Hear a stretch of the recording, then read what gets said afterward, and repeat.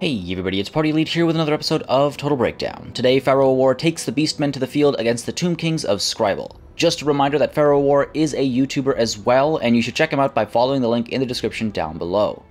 We begin, of course, with talk of composition and deployment, and both commanders hiding their cards to kick things off. Let's take a look at the Beastmen first. They're being led by none other than Morgur the Shadowgave, alongside a Bray Shaman of Wild. Up front, we have a pair of Ungor Spearmen Herd, and in the back over here, the center consists of 3 units of Vestigor Herd, alongside a unit of Gore Herd on either flank. All the way at the back, meanwhile, we have the Destroyers of the Drakkwald, the Ungor Spearmen Herd with Shield, Regiment of Renown.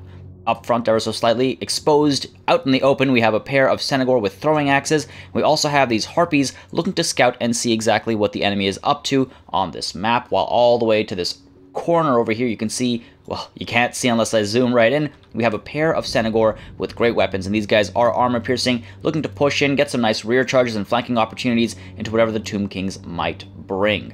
The Tomb Kings, meanwhile, are tucked away in the trees here for the most part, but they, I think, quite cleverly deployed Cetra the Imperishable, who is in charge in the woods over here, not being able to hide atop the War Sphinx. He is exposed and might convince the opponent that this is where the army has deployed, but no, in reality, the rest of the army has deployed in the trees over here. So, clever deployment there. Up front, you can see we've got 4 units of Nehara warriors, and right behind them, we've got 3 units of Ushapti. Ushapti are armor-piercing and anti-infantry that will cause a lot of damage in this matchup. Back here, meanwhile, we've got 3 units of skeleton archers, and then a pair of skeleton spearmen, and you can see we do have 2 tomb princes on the field as well, both of them atop steeds, and that's actually a very clever idea. The tomb princes have the guardian trait, and that will affect each other as well, so if these tomb princes stay together, they will be giving each other physical resistance when they're fighting these beastmen. So let's kick it up a notch and take a look at how it all breaks down. Nice and early, you can see the Harpies are pushing in to verify that this is not where the Tomb Kings have deployed. So while that's a clever attempt with Cetra, or at least that's what I think is going on, the Harpies are very quick to provide information back to the Beastmen commander, and they're now moving into the trees over here to see exactly what's going on, to familiarize the Beastmen with the enemy composition and prepare themselves accordingly. So very slowly here, the Harpies are going to push in, while the Tomb Kings are slowly as well pushing forward towards the edge of the tree line over here to move forward and, again, you know, actually engage in battle. But you can see right away these skeleton archers get spotted by the Harpies. They're going to turn around and fire, but the Harpies do need to push in and really see exactly what the enemy is fielding. So they'll try and dodge a little bit. You can see they sort of shifted off to the side there, trying to avoid these arrows as they come through, but they have to push forward and really see exactly what the enemy's brought in. So we're going to kick it up a notch again, actually, just because the opening of this battle really involves a little bit of micromanagement here, dodging some arrows, but just scouting out the enemy, seeing exactly what they have available. You can see Cetra actually rejoins the Tomb Kings over here, and as that's going on, the Beastmen are, I guess, hesitating a little bit to show their own cards. The enemy isn't able to scout, so might as well stay hidden until you're fully confident of what the enemy's got. And in just a moment's time, you'll see now the Beastmen do push forward, and you'll see they actually push forward to the side over here, I think hoping to avoid these shallow waters, because of course with the Ushapti that they're facing off against, the largely infantry army of the Beastmen will suffer in engagements that take place in the water over here. So hoping to push off to the side and maybe get the engagements happening over here away from the water, while the Senegor with their throwing axes are pushing off to the side as well, hoping to dive in and get those armor-piercing axes in as quickly as possible. Again, they'll be quite effective against the Ushapti, against Cetra as well, while the Senegor with their great weapons tucked away into these trees now, looking to push in, maybe get some flanking opportunities in, just as the plan was previously, but unfortunately they have had to expose themselves. The Harpies, meanwhile, you can see, still now able to pull back. No need to keep scouting, of course. Everything's been exposed. They are able to dive into these archers over here, hoping to prevent their fire into the Senegor with throwing axes, as the Senegor with throwing axes try to fire away into the Ushapti over here. But you can see the Harpies very quickly have to pull away as the Tomb Princes and Cetra decide to dive in there, and as a result, these archers are able to fire away, and the Senegor with throwing axes have to pull back. So very nice little bit of micromanagement going on over there. Very nice awareness there as well, with the Tomb Princes and Cetra scaring off the Harpies, forcing the Senegor with throwing axes back, and not taking any damage apart from a touch on these skeleton archers. Meanwhile, you can see the Harpies again tempting fate a little bit, maybe trying to absorb the shots here, allow those Senegor with throwing axes to survive a little bit longer, because they are the superior unit. They're the more important unit in this matchup, and you can see as well the Senegor with great weapons again now trying to tuck into these trees, hoping perhaps that they did not get spotted, but they almost certainly have, even though the Tomb Kings don't seem to respond to these advancing units. You can see the Harpies pulling back over here, while these Beastmen and the Tomb Kings now moving off to the side, sort of pushing to engage over here further and further away from the water, but the Beastmen pulling back, waiting for the Centaur with their throwing axes to come in and provide that support if necessary and if possible, and then immediately now turning around and pushing forward, hoping for the ideal engagements over here. Those Ushabti are, of course, quite frightening for this infantry-heavy army, but you can see we've got the spears pushing off to the side there as they are anti-large. We've got the Bestigor herd over here able to cause that armor-piercing damage again, of course, and at the same time we've got these Harpies moving in, hoping to prevent some of that ranged fire as these lines meet. And you can see up front we do have the Gore herd here diving in to the Nehechara warriors, and in response the Ushabti following up as well with some charges of their own, and the Ushabti are going to make very, very quick work of the Gore herd, of course. Now, in some ways, their armor piercing is being wasted over here, but they'll be able to slice and dice through the Gore herd and free themselves up pretty quickly. We do have the Ungor Spearman herd over there as well, able to charge in, while the Bestigor herd here takes some charges as well. The Nehechara warriors as well as the Ushabti over here just diving and throwing the Bestigor back, tossing them around, doing a lot of damage there on the charge. And again, now it's armor piercing versus armor piercing, but of course the Ushabti have the advantage of being anti-infantry. At the same time, you can see over here, we've got these Harpies looking for an opportunity to dive in into these skeleton archers, perhaps, maybe into these skeleton archers over here, but unfortunately the Tomb Prince, and we've got Cetra the Imperishable back there as well. Now the Tomb Prince decides to join up front, and you can see as those Tomb Princes join each other, they will get the support of Guardian with each other. As you can see at the bottom left corner, they are physically resistant, and at the same time we do have Traitorkin being pushed in to the center over here, trying to cause a little bit of damage to the center and win that very important, that very crucial center engagement. You can see Ushabti over here are falling apart. They're very low on health, very low on morale. At the same time, Cetra decides to get involved rather intimately with some of these Gore herd and Ungor Spearman herd as well, pushing them out, throwing them back, and the Centaur with throwing axes here need to pull back and fire away at Cetra the Imperishable. Currently they are hitting the Ushabti in the center over here, and that's exactly why these Ushabti are having such a hard time, but in comes the Narrow's Incantation of Protection, and that's going to be huge. Meanwhile, back here you can see we do have these Centaur with great weapons pushing in, but unfortunately they're not able to get clean charges into these Skeleton Spearmen. They turned around just in time on that corner over there, and they're not able to, or rather they are able to avoid the effectiveness of that charge from the Centaur with great weapons. At the same time, you can see we've got these Skeleton Spearmen as well pushing in to try and intercept these Centaur with great weapons as they push through and try to again punch through that rear guard and move into some of these skeleton archers and eliminate that range support. It is working wonders right now. You can see meanwhile the front line is not going well for the Beastmen whatsoever. In comes all that range support as well, dropping morale, dropping health, and you can see the Centaur with their throwing axes as well, taking a decent amount of a beating from all of those archers. Meanwhile, these archers now turn around and try to keep these Centaur with great weapons at bay, but you can see a nice charge coming in over here. These Centaur were ultimately able to get a nice angle into these skeleton archers who are just left isolated, no protection for them. They do get tossed around a little bit and they will take a fair bit of damage, but the Realm of Souls is activated more or less at the same time, and that's going to help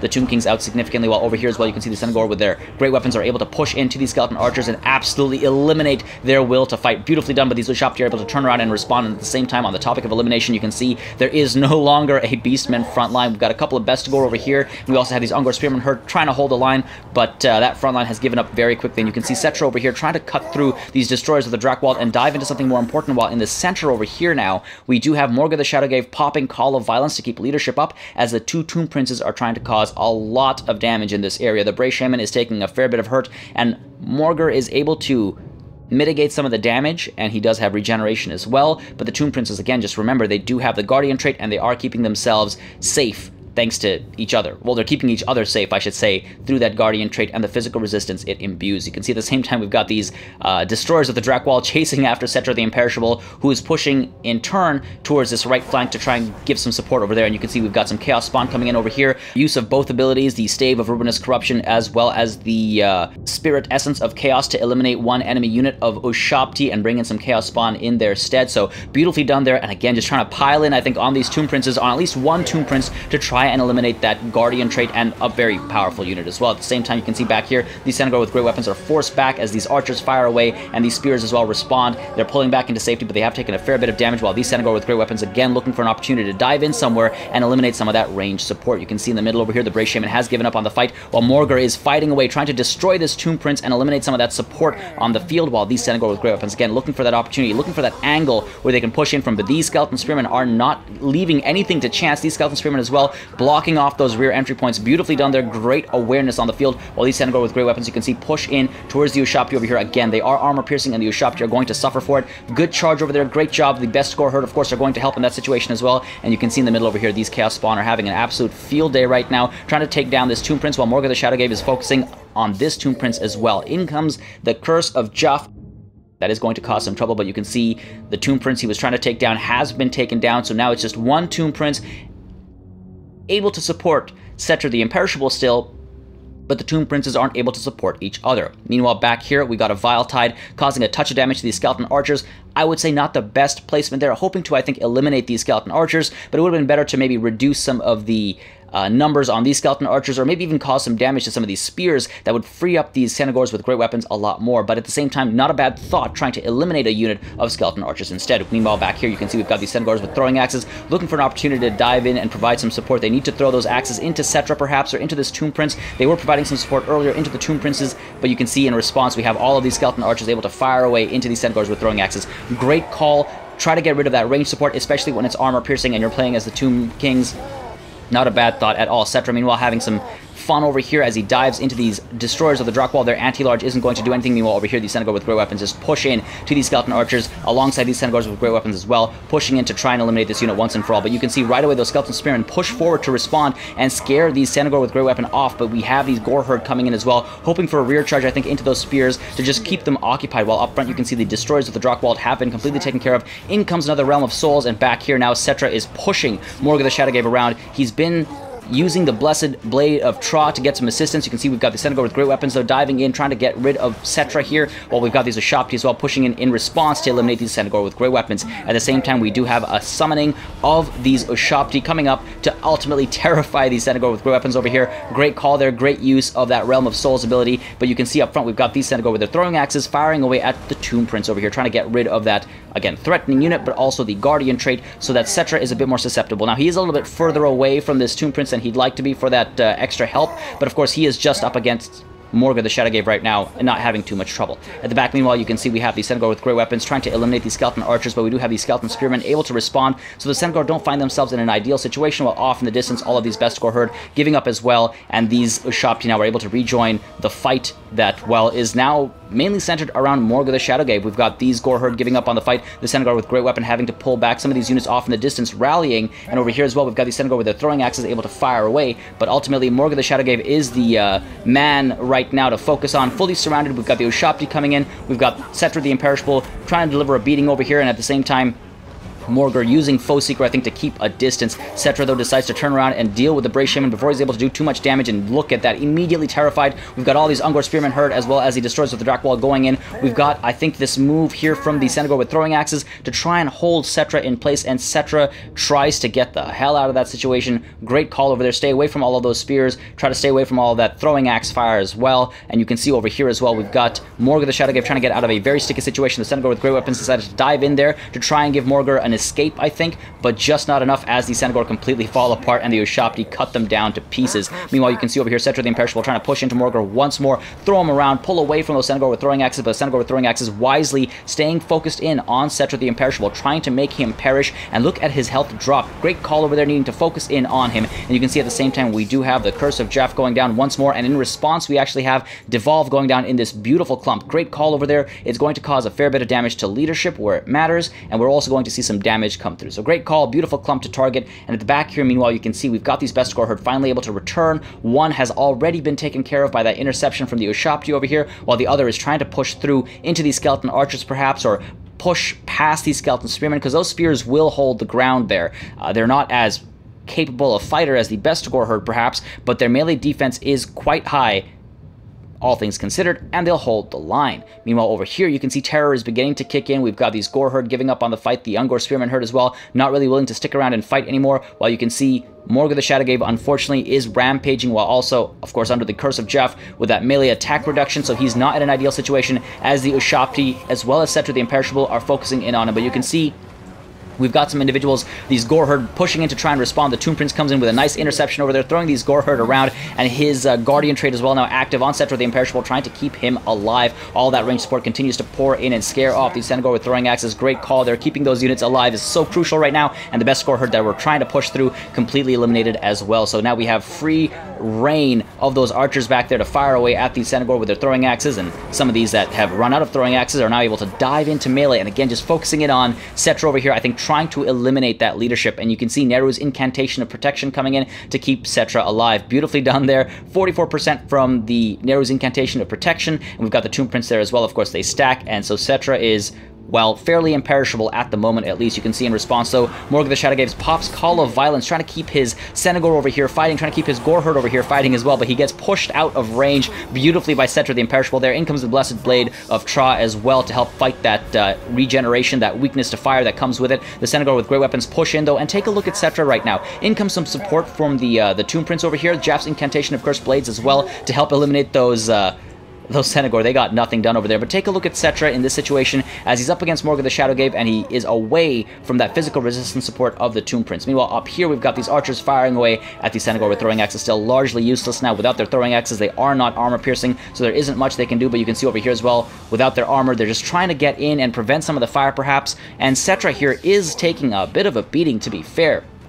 He's at 50% health right now, but as Morgr begins to sort of bang away at the stone of that War Sphinx, his health is dropping pretty quickly. We've got the Centaur with the throwing axe as well, hoping to dive in, and again, just eliminate that leadership, drop that leadership, while over here, these archers firing away at the Brave Shaman of Wild, trying to keep that magic at bay, keep it, well, dead, if possible. And take a look at this. Cetra now at just above 25% health. Those Centaur with throwing axes actually getting a little bit of work done, down to about 25% health. In comes Jaff's Incantation of Cursed Blades, increasing his weapon damage output and armor piercing as well, while back here, the Brave Shaman of Wild gets completely driven off the field by the Tomb Prince. Beautifully done there. Great awareness there, using that Tomb Prince to great effect. But you can see Cetra is down to about 25% health, so effective use of the Centaur with their throwing axes, despite them being out of ammunition. And over here as well, you can see Morgr now popping the Call of Violence, trying to make sure that he stays in the fight as he gets a nice sort of side or rear charge into Cetra here. Again, trying to reduce his health. That morale difference is going to make a huge difference. The vigor difference as well is going to make a big difference, but so too is the Incantation of Protection coming in to give that 44% physical resistance